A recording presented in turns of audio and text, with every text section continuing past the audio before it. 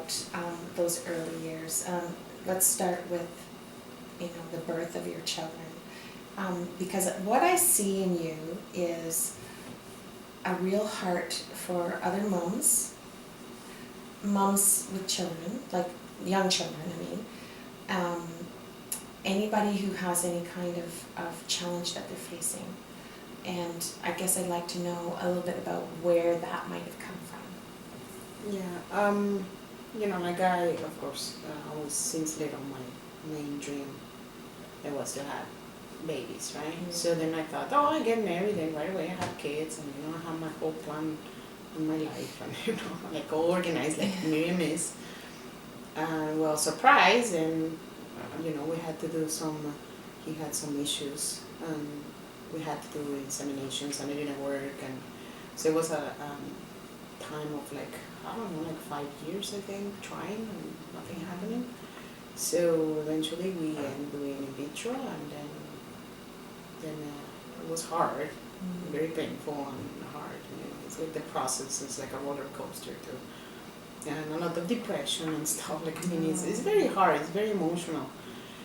And so finally, they put the 2 embryos and then the 2 attached, and that's how I got twins, right? And I thought, okay, now everything's good, and the dream and the happy ever after and stuff, but it was something going on, and my doctor really wasn't listening too much to me. They're twins, they have no room and stuff, but that kind of had that gut feeling like, I think there's something going on here. So then I went to early labor, and then the How kids, early? 3 months. So that's like really early. They were 2 pounds, 11 ounces. They were just tiny little things. And Alexander, it was the first one. Of course, because you were going to have a boy first. Of course. So, but he was born with the bleeding on the brain, and he had apnea, so he had to stay in the hospital for like 3 months with oxygen. Sophia, she was revived at birth, but she didn't cry and everything, but she was doing fine, like she didn't really need so much oxygen and stuff. But they say girls do always better. And at that time, my marriage started just it changed. It changed when he traveled to a job, and the kids were here. My mom was here for like 6 months. Like nice. It was like amazing, because it was lack of sleep. They were sent to London because they didn't have room on Sick Kids Hospital, only one spot. So then of course I had to have the 2 at the same hospital. So we spent a lot of weeks there in Ronald McDonald House, and staying there because they only have 50% chances of surviving. And I saw Alexander turning gray many times, and the BP noise, it was having to just stimulate him and stuff. It was very scary, and not being able to hold your baby. That was very hard. More when I have them, and everybody have their babies with them. Of course. And there is me. They're happy. It's a big celebration, and you're full of fear. No, I only had 2 pictures, and they took them. I couldn't see them like 4 hours later. I just was able to touch them and say bye, because they couldn't send me to London. They didn't have ambulances or something like that. So then Sophia went on helicopter. I don't understand why she went to a helicopter. Alexander was more sick, but anyway, he went on an ambulance and Sophia in a helicopter. And my ex-husband had to drive me the next day because I said, I'm not going to wait until you guys have an ambulance. I'm going. I don't care about surgery. I'm going to go to see my kids. Of course. And then that's how the journey started, right?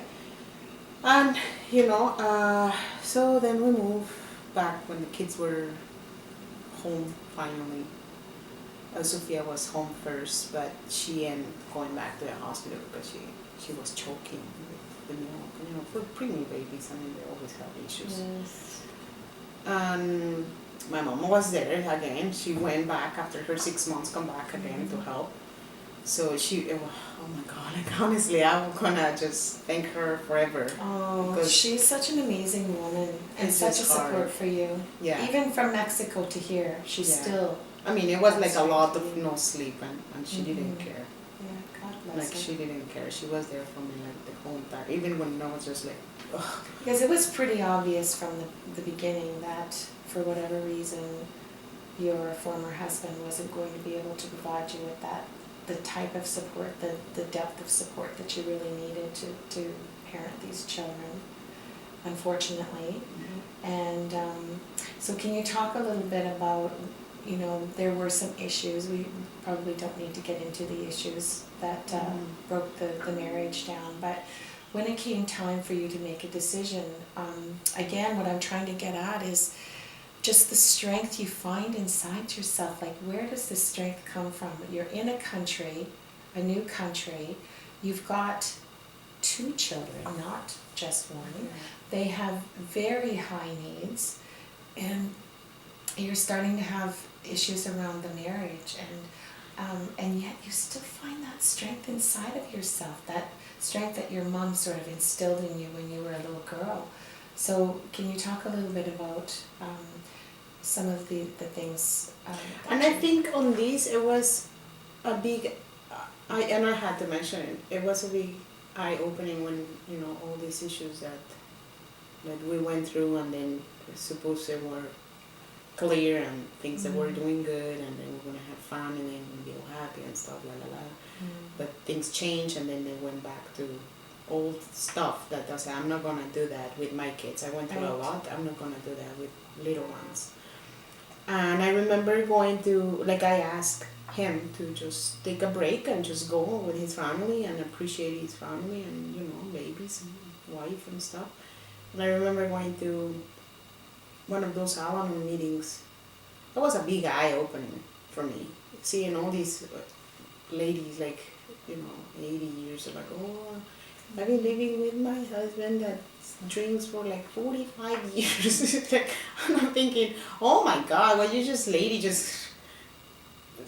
step away from a relationship like that, right? Like, I just think if you have a something that is not healthy, what's the point? Like, I think it's a big excuse when you said, oh, I stay because of kids. No, you don't stay because of kids. You're staying because you're scared, or because so many times you're scared of changes, right? And what I remember my mom always telling me, it was like, think always, before you, never act on emotion. Always think many times what you're gonna do and what decisions you're gonna take, what is the good things that are gonna come up with that and the bad things. Always analyze it and balance it. But before you decide it, you always have to think about. No, by emotion, yeah. Good advice. And I did. I just really said, I don't think this is gonna work. I don't think so.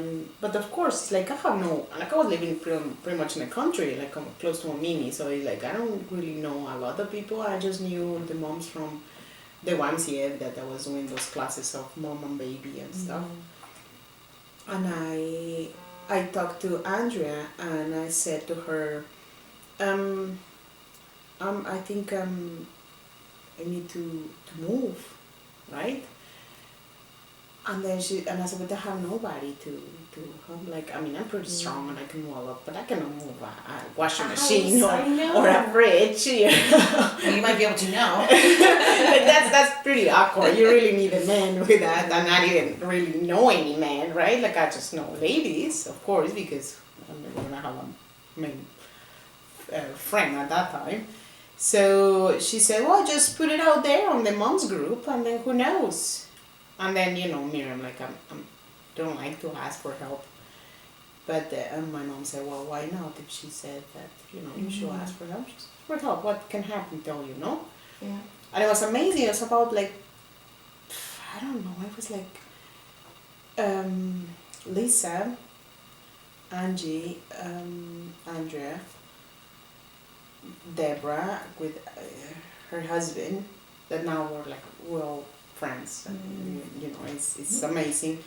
they went and they helped me to move. Even a stranger from my neighbors. I remember going to see my neighbor and I said, "Oh, you know, this is happening. Like I will need help." And then the girl said, the teenage girl said, "Oh, I have some friends and I have like 10 teenage kids My like helping gosh. too." And the day before, so then they helped me to move some parts to the new place so my mom can stay with the kids, and then the following day we just finished to do the other stuff.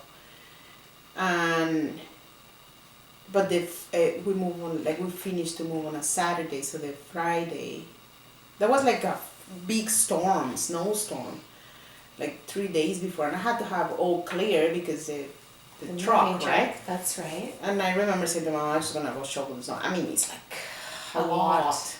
So I stayed like 3 hours shoveling the snow, and I came back like, oh, I couldn't even talk. Frozen solid.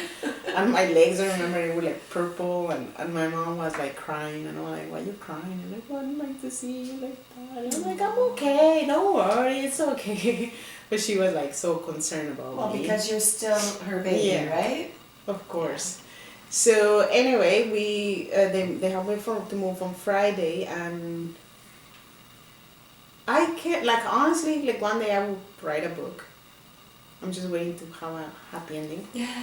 But the Friday that we had, the only thing is stay in the house. I mean, the house is soaking wet, all the carpets, because I cannot be asking people to take their boots. I mean, they're helping, right? And they're carrying stuff. So everything is soaking wet, and this house don't have furnace. It's all like wood stove, right? So it's empty. So of course it's colder, right? And everything is damp.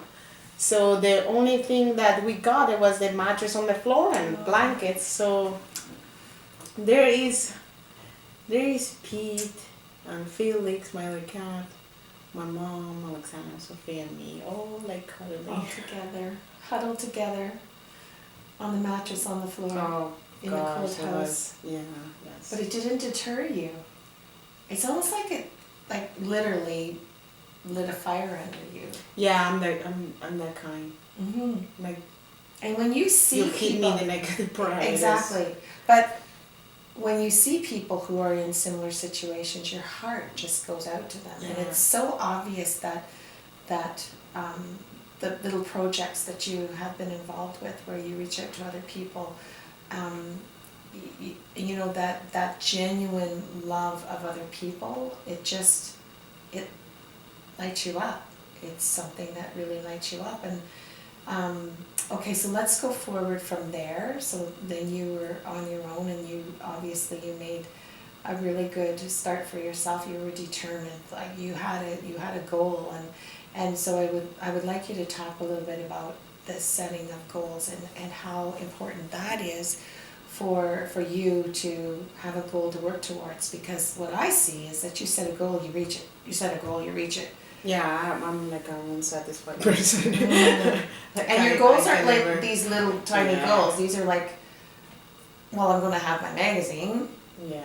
So I'd like to hear a little bit about. Well, that's when I see a lot of women that, I mean, I know what is depression.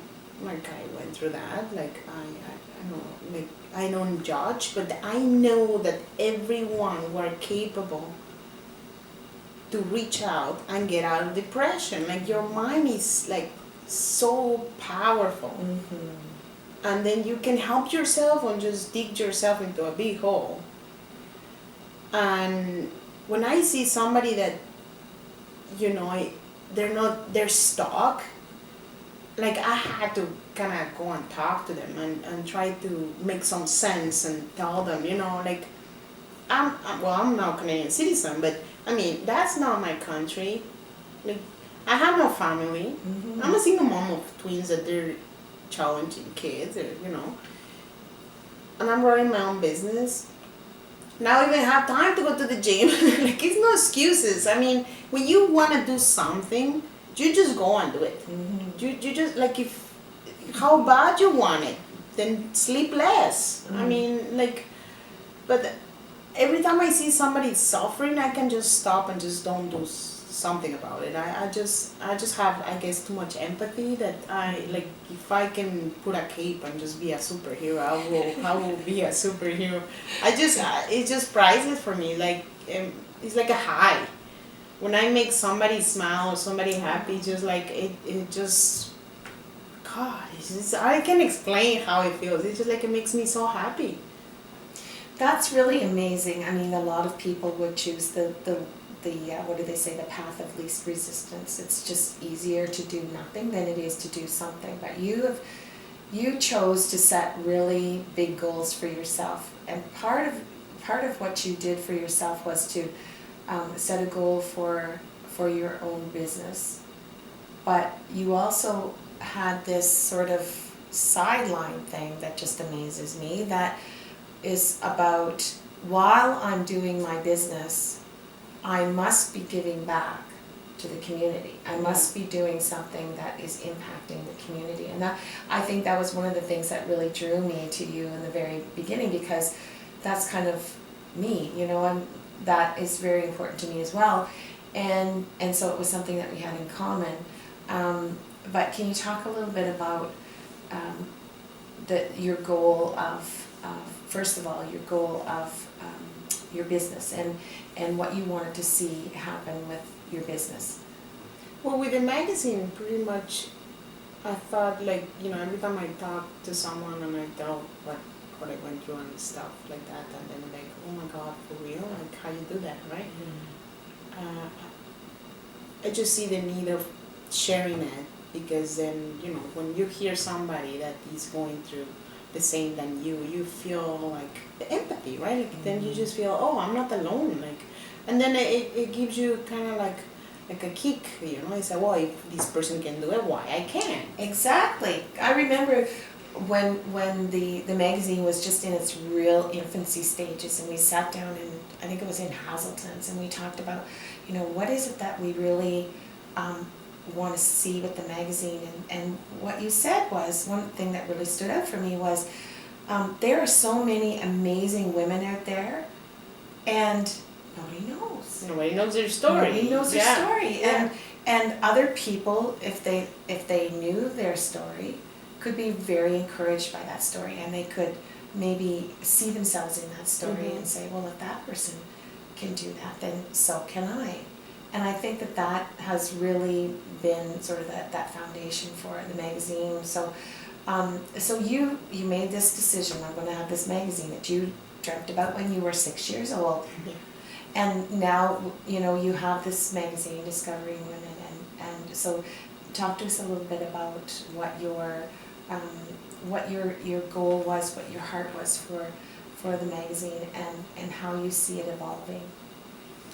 Well, what I think, first of all, the magazine is just being like amazing. You know, I've been able to connect with amazing people, That's for friends, sure. like clients that know their friends, and you know, like it just, that's one of the best things. Like, that's like my older kid.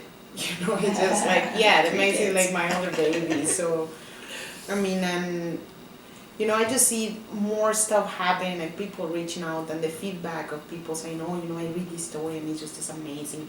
Or even going out of the way, you know, from like, I'm the kind that connect.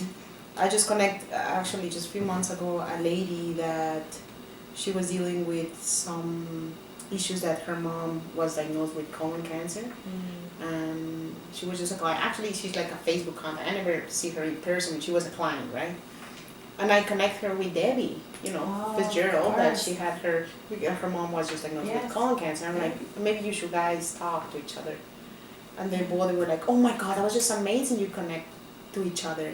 I just feel like I can be a medium to help people to connect. Like, I did that a lot even with clients. I just don't go on, okay, you want to buy an ad and they see you. No, I care about the people, I care about their business. I want them to, everybody do good and, you know, be happy. Just like, that's how I feel. And I think with the magazine, like many other projects are coming along, like it's opening. And, you know, our YouTube channel, we kind of get a little bit of a pause with the YouTube channels, but we're coming, actually, we're going to do another one this week. And we're going to have Paul, and it's going to be Evelyn and myself. And, you know, I just think